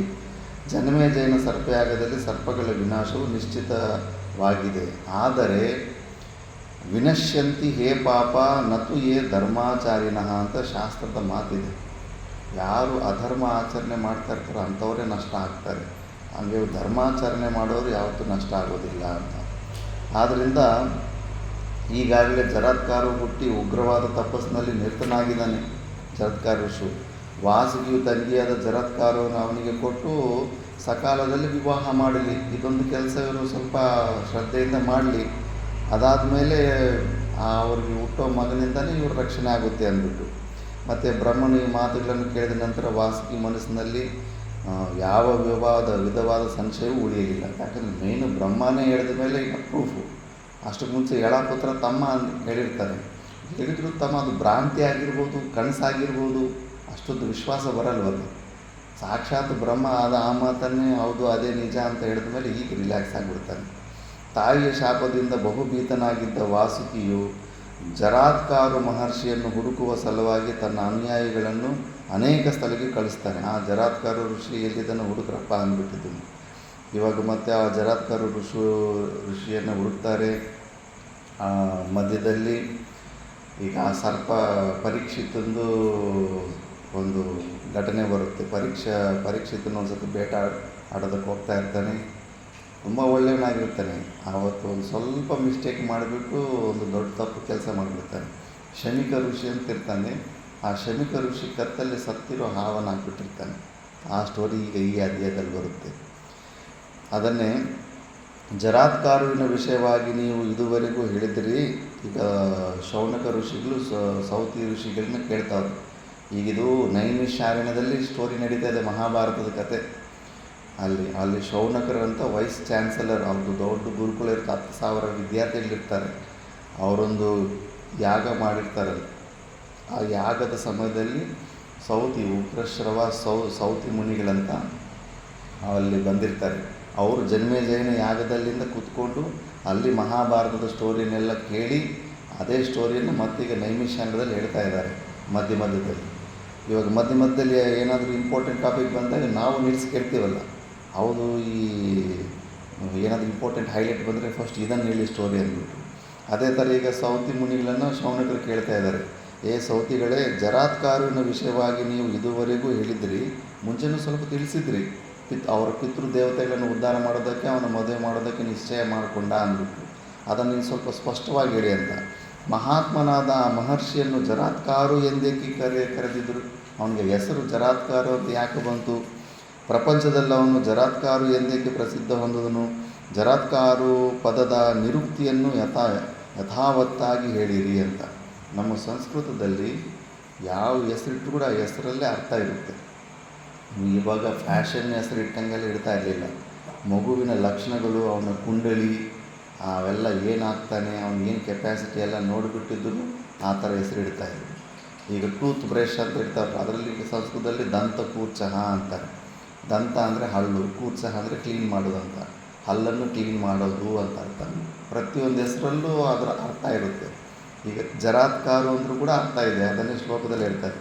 ಜರೇತಿ ಕ್ಷಯ ಮಾಹುರ್ವೈ ದಾರುಣಂ ಕಾರು ಸಂಗೀತಂ ಶರೀರಂ ಕಾರು ತಸ್ಯಾಸ್ತಿ ತತ್ ಸದೀಮಾಂಚನೈ ಶನೈ ಕ್ಷಪಯಾಮಾಸ ತೀವ್ರೇಣ ತಪಸ್ಯೇತದ್ ಉಚ್ಯತೆ ಜರಾತ್ಕಾರುರಿತಿ ಬ್ರಹ್ಮನ್ ವಾಸುಕೇರ್ ಭಗಿನಿ ತಥಾ. ಜರ ಅಂದ್ರೆಗನ ಸ್ಥೂಲ ಅಂತ, ತುಂಬ ದಪ್ಪ ಇಲ್ಲ ತುಂಬ ಭಾರವಾಗಿರುವಂಥ ಶರೀರ ಅಂತ. ಕಾರು ಅಂದರೆ ಅವನು ಸಿಕ್ಕಾಪಟ್ಟು ದಪ್ಪ ಇರ್ತಾನೆ. ಎಷ್ಟು ದಪ್ಪ ಇರ್ತಾನೆ, ನಡೆಯೋದಕ್ಕೆ ಕೂಡ ಕಷ್ಟ ಆಗ್ತಾ ಇರುತ್ತೆ, ಅಷ್ಟು ದಪ್ಪ ಆಗಿರ್ತಾನೆ. ಇನ್ನೆಲ್ಲರೂ ನೋಡಿ ಅಪಹಾಸ್ಯ ಮಾಡ್ತಾ ಇದ್ದಿದ್ದಕ್ಕೆ ಇಲ್ಲ, ಏನೋ ಒಂದು ತಪಶ್ಚರ್ಯ ಮಾಡಂದರೆ ಡಯಟ್ ಮಾಡು, ಏನೋ ಒಂದು ಮಾಡ್ತಾರಲ್ಲ ಈಗ ದಪ್ಪ ಆಗಿರೋರು ಸಣ್ಣ ಆಗೋದಕ್ಕೆ. ಆ ಥರ ಅವನು ತಪಶ್ಚರ್ಯ ಮಾಡಿಬಿಟ್ಟು ಅವನ ಶರೀರನ ಕ್ಷೀಣ ಮಾಡಿಕೊಂಡು ಫುಲ್ಲು ಸ್ಲಿಮ್ ಆಗಿಬಿಟ್ಟಿರ್ತಾನೆ. ದಪ್ಪ ಆಗಿದ್ದು ಯಾರು ಸ್ಲಿಮ್ ಆಗಿರ್ತಾರೋ ಅವನಿಗೆ ಜರಾತ್ಕಾರು ಅಂತ ಹೆಸರು. ಇಲ್ಲಿ ಹಾವುಗಳ ತಂಗಿ ಜರಾತ್ಕಾರ ಕೂಡ ಅದೇ ಸ್ಥಿತಿ. ಮತ್ತು ಒಬ್ಬ ಹೆಣ್ಣುಮಗು ಹುಟ್ಟಿದಾಳೆ, ಅವ್ರನ್ನ ಶಾಪ ವಿಮೋಚನೆ ಮಾಡಿಸ್ತಾಳೆ ಅಂದ್ಬಿಟ್ಟು ಚೆನ್ನಾಗಿ ಉಬ್ಬಿಸಿ ಬೆಳೆಸಿರ್ತಾರೆ, ಅದಕ್ಕೆ ಸಿಕ್ಕಾಪಟ್ಟೆ ದಪ್ಪ ಆಗಿಬಿಟ್ಟಿರ್ತಾಳೆ.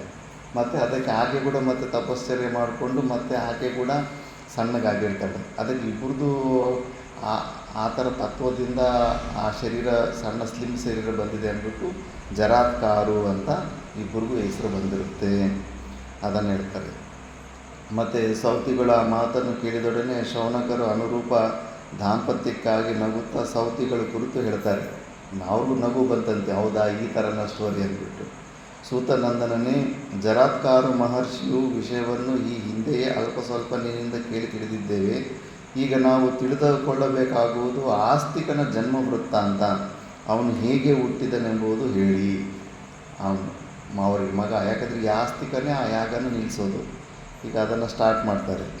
ನಾನು ಈ ಹಿಂದೆ ಹೇಳಿದಂತೆ ತನ್ನ ತಂಗಿಯನ್ನು ಮಹರ್ಷಿಗೆ ಕೊಟ್ಟು ಮದುವೆ ಮಾಡುವ ಸಲುವಾಗಿ ವಾಸುಕಿಯು ತನ್ನ ಅನುಯಾಯಿಗಳನ್ನು ಎಲ್ಲ ಕಡೆಗಳಿಗೂ ಕಳಿಸಿಕೊಟ್ಟನು.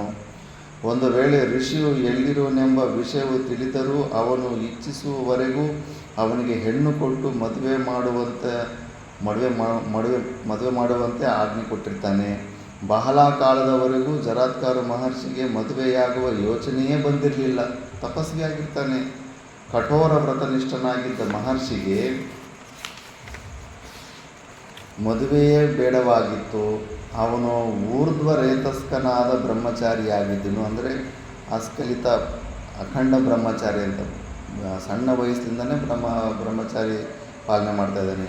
ವೇದ್ಯಾಧ್ಯಯನವನ್ನು ಮಾಡುತ್ತಿದ್ದನು. ಅವನಿಗೆ ಯಾವ ವಿಧವಾದ ಭಯವೂ ಇರಲಿಲ್ಲ. ಜ್ಞಾನ ಇತ್ತು, ಪರೋಕ್ಷ ಜ್ಞಾನ ಇದ್ದವನು ಯಾಕೆ ಹೆದರಿಕೆ ಇರುತ್ತೆ? ಸಚ್ಚಿದಾನಂದ ಸ್ವರೂಪನ ತಿಳ್ಕೊಳ್ಳೋನು, ಆ ಅಭ್ಯಾಸ ಮಾಡೋನಿಗೆ ಹೆದರಿಕೆ ಇರೋದಿಲ್ಲ. ದ್ವಿತೀಯಾದ್ವೈ ಭಯಂ ಭವತಿ. ನಮಗಿಂತ ಭಿನ್ನವಾಗಿ ಏನಾದರೂ ನಾವು ಅಸ್ತಿತ್ವ ಕೊಟ್ಟರೆ ಅದರಿಂದ ನಮಗೆ ಭಯ ಬರುತ್ತೆ. ಸಂತುಷ್ಟವಾದ ಅಂತರಂಗವುಳ್ಳವನಾಗಿದ್ದನು. ಸರ್ವದಾ ತೀರ್ಥಯಾತ್ರೆ ಪುಣ್ಯಕ್ಷೇತ್ರ ದರ್ಶನಗಳಲ್ಲಿಯೇ ಆಸ್ತಿಕನಾಗಿದ್ದನು. ನಾನಿನ್ನೂ ಬ್ರಹ್ಮಚಾರಿಯಾಗಿಯೇ ಇದ್ದೇನೆ. ಅನುರೂಪಳಾದ ಕನ್ಯೆಯನ್ನು ಮದುವೆಯಾಗಿ ಗೃಹಸ್ಥನಾಗಬೇಕು ಎಂಬ ಮನಸ್ಸು ಅವನಿಗೆ ಯಾವಾಗಲೂ ಉಂಟಾಗಲೇ ಇಲ್ಲ. ಆ ಬುದ್ಧಿ, ಆ ಮನಸ್ಸು ಬರಲೇ ಇಲ್ಲ ಅವನಿಗೆ. ಈ ಘಟನೆಗಳು ನಡೆದ ಬಹುಕಾಲದ ನಂತರ ಕೌರವ ವಂಶಜನಾದ ಪರೀಕ್ಷಿತನೆಂಬವನು ಹಸ್ತಿನಾಪುರದಲ್ಲಿ ರಾಜ್ಯವಾಳ್ತಾ ಇದ್ದಂತೆ. ಅವನ ಪ್ರಪಿತಾಮಹನಾದ ಪಾಂಡುವಿನಂತೆ. ಪಾಂಡುರಾಜ ಎಷ್ಟು ಪವರ್ಫುಲ್ ಆಗಿರ್ತಾನೋ ಪಾಂಡವರ ತಂದೆ ತುಂಬ ಪವರ್ಫುಲ್ ಆಗಿರ್ತಾನೆ. ತುಂಬ ಕಡಿಮೆ ಸಮಯದಲ್ಲಿ ಇಡೀ ಪ್ರಪಂಚನ ಗೆದ್ದುಬಿಟ್ಟಿರ್ತಾನೆ. ಗೆದ್ದುಬಿಟ್ಟು ಅವರ ಅಣ್ಣ ಧೃತರಾಷ್ಟ್ರನ ಕೂಡಿಸಿಬಿಟ್ಟು ಬೇಟೆ ಆಡೋದಕ್ಕೆ ಆರಾಮಾಗಿ ಬೇಟೆ ಆಡ್ಕೊತಾ ಇರ್ತಾನೆ. ಅಂಥ ಶಕ್ತಿಶಾಲಿ ಪಾಂಡುರಾಜ. ಇವನು ಪರೀಕ್ಷಿತು ಸೇಮ್ ಅದೇ ಹೋಲಿಕೆಯಿಂದ ಹುಟ್ಟು ಅಷ್ಟೇ ಪವರ್ಫುಲ್ ಆಗಿರ್ತಾನೆ. ಮತ್ತು ಯುದ್ಧದಲ್ಲಿ ಅಪ್ರತಿಮನಾಗಿಯೂ ಮತ್ತು ಬೇಟೆಯಾಡುವುದರಲ್ಲಿ ಹೆಚ್ಚಿನ ಆಸಕ್ತಿ ಇಲ್ಲವನಾಗಿ ಇರ್ತಾನೆ. ಬೇಟೆ ಜಿಂಕೆಗಳನ್ನು, ಕಾಡು ಹಂದಿಗಳನ್ನು, ಕಾಡೆಮ್ಮೆಗಳನ್ನು, ಇನ್ನೂ ಇತರ ಕಾಡು ಮೃಗಗಳನ್ನು ಬೇಟೆಯಾಡುತ್ತಾ ಕಾಡಿನಲ್ಲಿ ತಿರುಗುವುದೇ ಅವನ ಸ್ವಾಭಾವಿಕವಾದ ಗುಣವಾಗಿತ್ತು. ಅವನೊಮ್ಮೆ ಒಂದು ಜಿಂಕೆಗೆ ಗುರಿಯಿಟ್ಟು ಹೊಡೆದನು. ಆದರೆ ಆ ಜಿಂಕೆಯು ಅಲ್ಲಿಯೇ ಸತ್ತು ಬೀಳದೆ ನೆಟ್ಟಿದ್ದ ಬಾಣದೊಂದಿಗೆ ಓಡಿ ಹೋಯ್ತಂತೆ. ಯಾರೇ ಆಗಲಿ ಕ್ಷತ್ರಿಯರಿಗೆ ಸ್ವಲ್ಪ ಈಗೋ ಪ್ರಾಬ್ಲಮ್ ಇರುತ್ತೆ. ಅವರು ಅಂದ್ಕೊಂಡಿದ್ದ ಕೆಲಸ ಆಗಲಿ ಅಂದರೆ, ರಜೋಗುಣ ಪ್ರಧಾನ ಇದ್ದವ್ರಿಗೆ ಅವ್ರು ಅಂದ್ಕೊಂಡಿದ್ದ ಕೆಲಸ ಅಂದ್ಕೊಂಡಿದ್ದ ರೀತಿಯಲ್ಲಿ ಆಗಲಿಲ್ಲ ಅಂದರೆ ಸಿಕ್ಕಾಪಟ್ಟೆ ಡಿಸ್ಟರ್ಬ್ ಆಗಿಬಿಡ್ತಾರೆ, ಸಿಕ್ಕಾಪಟ್ಟೆ ಕೋಪ ಬಂದುಬಿಡುತ್ತೆ. ಇಲ್ಲಿ ತನಕ ಆತನ ಬಾಣದಿಂದ ಪೆಟ್ಟು ಬಿದ್ದು ಯಾವುದು ಪ್ರಾಣಿ ಬದುಕಿರೋದಿಲ್ಲ. ಇವತ್ತು ಯಾವುದೋ ಒಂದು ಜಿಂಕೆ ಪೆಟ್ಟು ಬಿದ್ದರೂ ಕೂಡ ಅದು ಓಡೋಗ್ತಾ ಇದೆ. ಅದು ಮತ್ತೆ ಅವಮಾನ ಆಗುತ್ತಲ್ಲ, ಇವನು ಬೇಟೆ ಆಡೋದು ಸರಿಯಾಗಿ ಬರಲ್ಲ ಅಂದ್ಬಿಟ್ಟು ಅದ್ರ ಹಿಂದ್ಗಡೆನೇ ವಿಪರೀತ ಕೋಪದಿಂದ ಅದ್ರ ಹಿಂದ್ಗಡೆ ಓಡ್ತಾ ಇರ್ತಾರೆ. ಅದು ಮಾಯಾ ಜಿಂಕೆ ಆಗಿರುತ್ತೆ. ಇವನನ್ನು ಋಷಿ ಆಶ್ರಮದ ಹತ್ರ ಕರ್ಕೊಂಡು ಹೋಗೋದಕ್ಕೆ ಅದೆಲ್ಲ ಪ್ಲ್ಯಾನ್ ಆಗಿರುತ್ತೆ. ಹಂಗೆ ಈ ಜಿಂಕೆಯಿಂದ ಓಡಿ ಹೋಗಿ ಸಿಕ್ಕಾಪಟ್ಟೆ ಸುಮಾರು ಗಂಟೆ ಅದು ಓಡಿಸಿ ಸುಸ್ತಾಗ್ಬಿಟ್ಟಿರ್ತಾನೆ. ಮತ್ತು ಹೋಗಿ ಅಲ್ಲಿ ಶಮಿಕ ಋಷಿ ಆಶ್ರಮ ಸೇರ್ಕೊಂಡ್ಬಿಡ್ತಾನೆ. ಆ ಶಮಿಕ ಋಷಿ ತುಂಬ ಜೀವನ್ಮುಕ್ತ ಪುರುಷನಾಗಿರ್ತಾನೆ. ಆ ಅವ್ರ ಆಶ್ರಮದ ಹೊರಗಡೆನೇ ಪದ್ಮಾಸನ ಹಾಕ್ಕೊಂಡು ತಪಸ್ಸಲ್ಲಿರ್ತಾನೆ, ಸಮಾಧಿ ಸ್ಥಿತಿಲಿರ್ತಾನೆ. ಮತ್ತು ಮೌನ ವ್ರತದಲ್ಲಿ ಕೂಡ ಇರ್ತಾನೆ. ಅಲ್ಲಿ ಪರೀಕ್ಷಿತ ರಾಜ ಇನ್ನೊಂದು ಏನು ತಪ್ಪು ಮಾಡಿರ್ತಾನಂದರೆ, ಅವರು ಪಾಂಡವರು ಕೌರವನೆಲ್ಲ ಯುದ್ಧ ಮಾಡಿ ಭೀಮ ಜರಾಸಂಧನ ಮಲ್ಲ ಯುದ್ಧದಲ್ಲಿ ಸೋಲಿಸ್ಬಿಟ್ಟು ಆ ಜರಾಸಂಧನ ಏನೆಲ್ಲ ಒಡವೆ ಎಲ್ಲ ಇರುತ್ತೋ ಸಂಪತ್ತು ಅದನ್ನೆಲ್ಲ ಕೂಡ ಇವ್ರು ತಗೊತಾರಲ್ಲ. ಆ ಜರಾಸಂಧನ ಕಿರೀಟ ಒಂದು ಗೆದ್ದು ಇವ್ರ ಮನೇಲಿರುತ್ತೆ. ಮತ್ತು ಇವನು ಮೊಮ್ಮಗ ಇದ್ದಾನೆ. ಮೊಮ್ಮಗ ಕಿರೀಟ ನೋಡೋಕ್ಕೆ ತುಂಬ ಚೆನ್ನಾಗಿ ಸ್ಟ್ಯಾಂಡರ್ಡಿಗಿದೆ ಅಂದ್ಬಿಟ್ಟು ಆವತ್ತು ಆ ಕಿರೀಟನ ತಲೆ ಮೇಲೆ ಇಟ್ಕೊಂಡು ಬೇಟೆ ಆಡೋಕ್ಕೆ ಬಂದಿರ್ತಾನೆ. ಅದಕ್ಕೆ ನಾವು ಯೂಸ್ ಮಾಡೋ ವಸ್ತುಗಳು ಕೂಡ ಯಾರಾದರೂ ಅಂಥ ದುಷ್ಟ ಬುದ್ಧಿ ಇರೋರು ಅಂಥವ್ರು ಯೂಸ್ ಮಾಡಿದ್ರೆಗನ ಆ ಗುಣಗಳು ಆ ವಸ್ತು ರೂಪೇಣ ಸ್ವಲ್ಪ ಟ್ರಾನ್ಸ್ಫರ್ ಆಗ್ತವೆ ಅಂದ್ಬಿಟ್ಟು. ತಿಂಡಿ ಕೂಡ ಅಷ್ಟೇ ಸರಿಯಾಗಿ ಯಾಕೆ ನಾವೆಲ್ಲ ಶುದ್ಧೀಕರಣ ಮಾಡೋದು, ಭಗವದ್ಗೀತೆ ಶ್ಲೋಕ ಹೇಳೋದು ಎಲ್ಲ ಪ್ರಕಾರದಲ್ಲೂ ದೋಷಗಳಿರ್ತವೆ. ಎಲ್ಲಂದರೆ ಅಲ್ಲಿ ತಿನ್ನೋಂಗಿಲ್ಲ. ಒಳ್ಳೆ ಭಕ್ತರು ಮಾಡೋದ್ರಿಂದ ಭಕ್ತರು ಕೂಡ ಒಳ್ಳೆ ಪ್ರೀತಿಯಿಂದ ದಯಾಗುಣದಿಂದ ಮಾಡಿ ಹಾಕೋರು ಅಂಥವ್ರು ಊಟ ತಿನ್ನಬೇಕು.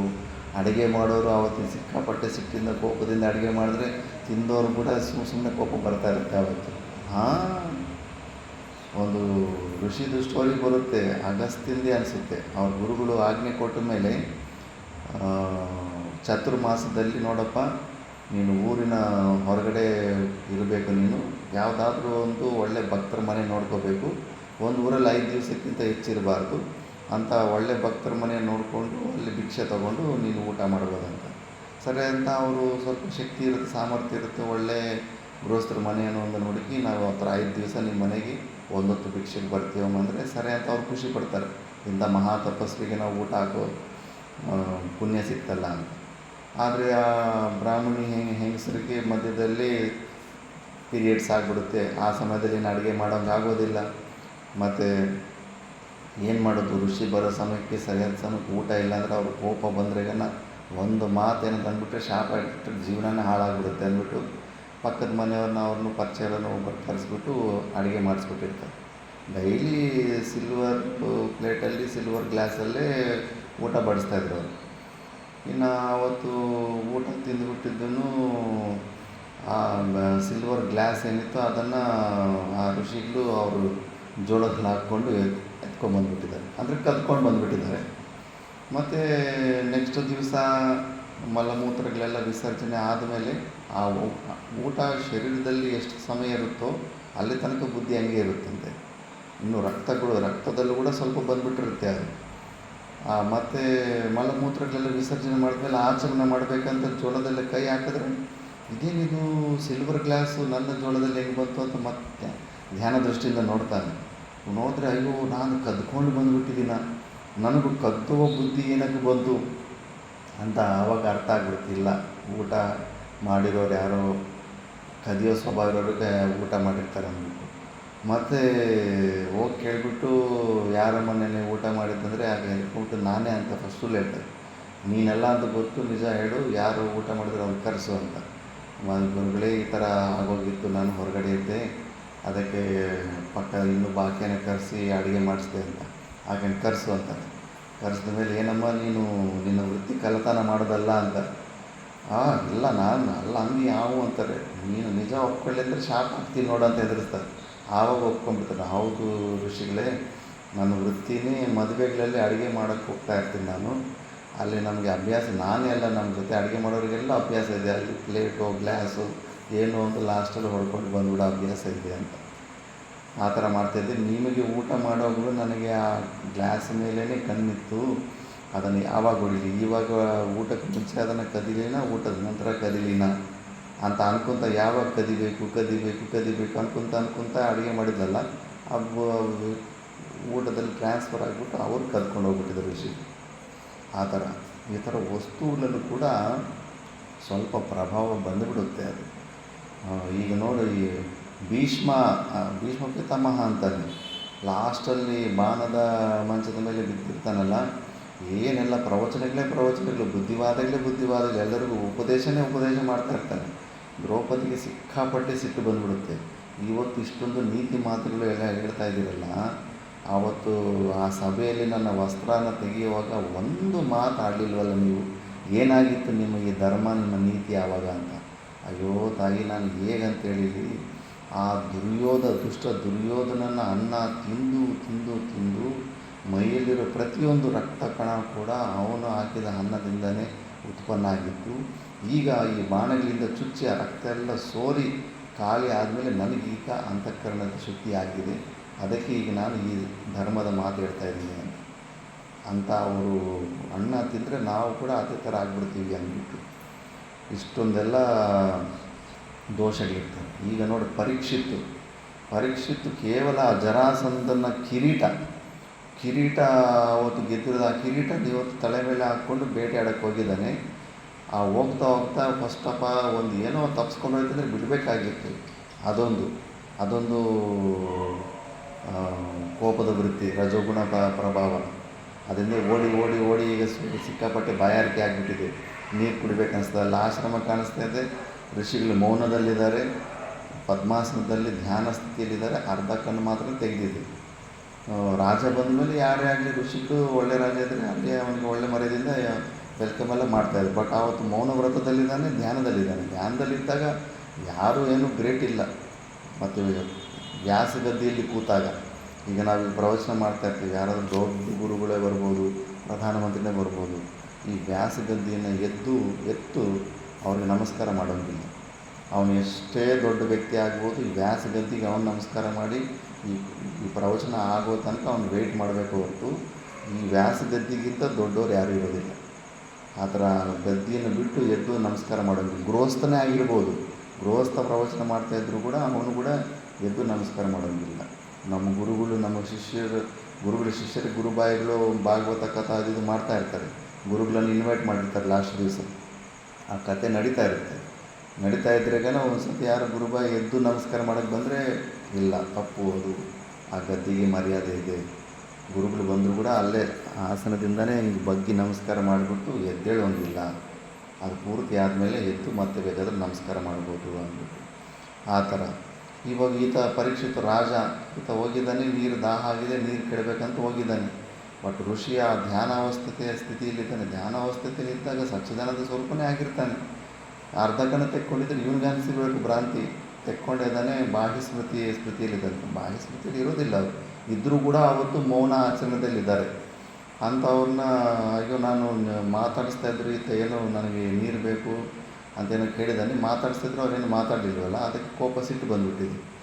ಸಿಟ್ಟು ಬಂದುಬಿಟ್ಟಿದ್ರೆ ಅಲ್ಲಿ ಪಕ್ಕದಲ್ಲೇ ಸತ್ತಿರೋ ಹಾವಿದ್ರೆ ಆ ಬಾಣ ತಗೊಂಡು ಅವ್ರ ಹೆಗಲ ಮೇಲೆ ಆಗಿಬಿಟ್ಟಿರ್ತಾನೆ. ಅಹಂಕಾರ, ಆ ಕಿರೀಟ ಇಟ್ಕೊಂಡಿದ್ದಾಗ ಎಲ್ಲ ಆ ಥರ ದುಷ್ಟ ಬುದ್ಧಿಗಳು ಬರ್ತಾ ಇರ್ತೀವಿ. ಇಲ್ಲಾಂದರೆ ವಿನಯತೆ ಗುರುಗಳನ್ನು ನೋಡಿ ಸಾಷ್ಟಾಂಗ ಪ್ರಣಾಮ ಮಾಡಿ ಅವ್ರ ದರ್ಶನ ಆಯಿತು, ನನ್ನ ಪುಣ್ಯ ಪಾಪ ಹೋಯಿತು ಪುಣ್ಯ ಬಂತು ಅಂತ ಇರುವಂಥ ಅವನು ಅಷ್ಟೊಂದು ಅಹಂಕಾರದಿಂದ ವ್ಯವಹಾರ ಮಾಡಿಬಿಟ್ಟಿರ್ತಾನೆ.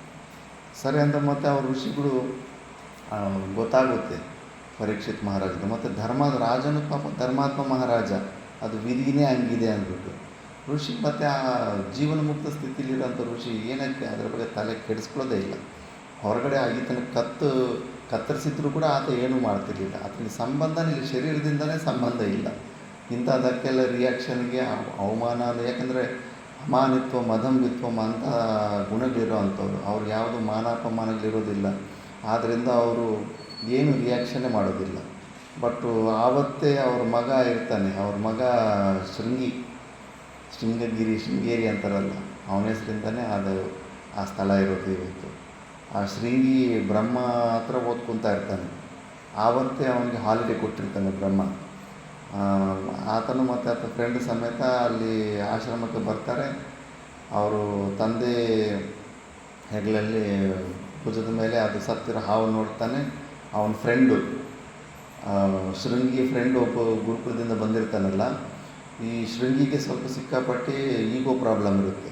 ಆ ಗುರುಕುಲದಲ್ಲೆಲ್ಲ ಇವನು ಚೆನ್ನಾಗಿ ಓದ್ತಾನೆ ಅಂದ್ಬಿಟ್ಟು ಇದನ್ನು ವಂಶದ ಬಗ್ಗೆ ಗ್ರೇಟಾಗಿ ಹೇಳ್ಕೊಂಡು ಎಲ್ಲರೂ ಏನೋ ಕಡಿಮೆ ದೃಷ್ಟಿಯಲ್ಲಿ ನೋಡ್ತಿ. ಅಲ್ಲಿ ಗುರುಕುಲದಲ್ಲೂ ಕೂಡ ಸಿಕ್ಕಾಪಟ್ಟೆ ಶತ್ರುಗಳನ್ನು ಮಾಡ್ಕೊಂಡಿರ್ತಾನೆ. ಅದಕ್ಕೆ ಜೊತೆಯಲ್ಲೊಬ್ಬ ಫ್ರೆಂಡ್ ಕರ್ಕೊಂಬಂದಿದ್ದಾನಲ್ಲ, ಅವನು ಅವ್ರ ತಂದೆ ಭುಜದಲ್ಲಿ ಈ ಪರಿಸ್ಥಿತಿ ನೋಡಿಬಿಟ್ಟು ನೀನೇನೋ ನಮ್ಮನ್ನೆಲ್ಲ ನಮ್ಮ ಜೊತೆ ಜಗಳ ಆಡ್ತೀಯಲ್ಲ ಗುರುಕುಲದಲ್ಲಿ, ನಮ್ಮ ವಂಶ ನಮ್ಮಪ್ಪ ಅಷ್ಟು ಗ್ರೇಟ್ ಇಷ್ಟು ಗ್ರೇಟ್ ಅಂತ, ನೋಡಿ ನಿಮ್ಮ ಅಪ್ಪನ ಸ್ಥಿತಿ ಏನಾಗಿದೆ. ಆ ಸತ್ತಿರೋ ಶವನ ಭುಜದ ಮೇಲೆ ಹಾಕ್ಕೊಂಡಿದ್ದಾನೆ, ಏನೂ ಮಾಡೋಕ್ಕಾಗಿಲ್ಲ. ಆ ಪರೀಕ್ಷಿತ್ತು ಬಂದು ಹಿಂಗೆಲ್ಲ ಮಾಡೋಗಿದ್ದಾನೆ. ನಿನ್ನ ಧಿಕ್ಕಾರ ನೀನು, ಈಗಲಾದರೂ ನೀನು ಸೈಲೆಂಟ್ ಆಗಬೇಕು. ನಮ್ಮನ್ನೆಲ್ಲ ಎಷ್ಟೊಂದು ಹಿಂಸೆ ಕೊಟ್ಟಿದೆ, ನಾನು ಗ್ರೇಟು, ನಮ್ಮಪ್ಪ ಗ್ರೇಟು, ನಮ್ಮ ವಂಶ ಗ್ರೇಟು ಅಂದಬೇಕು ಅಂತ ಸಿಕ್ಕಾಪಟ್ಟು ಎಕ್ಕರಿಸ್ತಾ ಇರ್ತಾನೆ. ಆವಾಗ ಆತನಿಗೆ ಸಣ್ಣ ಹುಡುಗ ಇರ್ತಾನೆ ಮತ್ತು ಮಹಾ ತಪಸ್ವಿ ಆಗಿರ್ತಾನೆ. ಅವನಿಗೆ ಕೋಪ ಬಂದ್ಬಿಟ್ಟಿದ್ದೂ ಅವನು ಪರೀಕ್ಷಿತನಿಗೆ ಶಾಪ ಇಟ್ಬಿಡ್ತಾನೆ. 7 ದಿವಸದ ಒಳಗಡೆ ಪರೀಕ್ಷಿತ್ತು ಅದೇ ಒಂದು ಹಾವು ಕಚ್ಚಿ ಅವನು ಪ್ರಾಣ ಬೀಳಲಿ ಅಂತ ಶಾಪ ಇಟ್ಬಿಡ್ತಾನೆ. ಅದು ನೆಕ್ಸ್ಟ್ ಅಧ್ಯಾಯದಲ್ಲಿ ಅವನು ಶಾಪ ನೀಡೋದು ನೆಕ್ಸ್ಟ್ ಅಧ್ಯಾಯದಲ್ಲಿ ಬರುತ್ತೆ. ಅದನ್ನು ನೆಕ್ಸ್ಟ್ ಕ್ಲಾಸಲ್ಲಿ ನೋಡೋಣ. ಓಂ ಪೂರ್ಣಮದ ಪೂರ್ಣಮಿದಂ ಪೂರ್ಣಮುದಚ್ಯತೆ ಪೂರ್ಣಸ್ಯ ಪೂರ್ಣಮಾದಾಯ ಪೂರ್ಣಮೇವಾವಶಿಷ್ಯತೆ. ಓಂ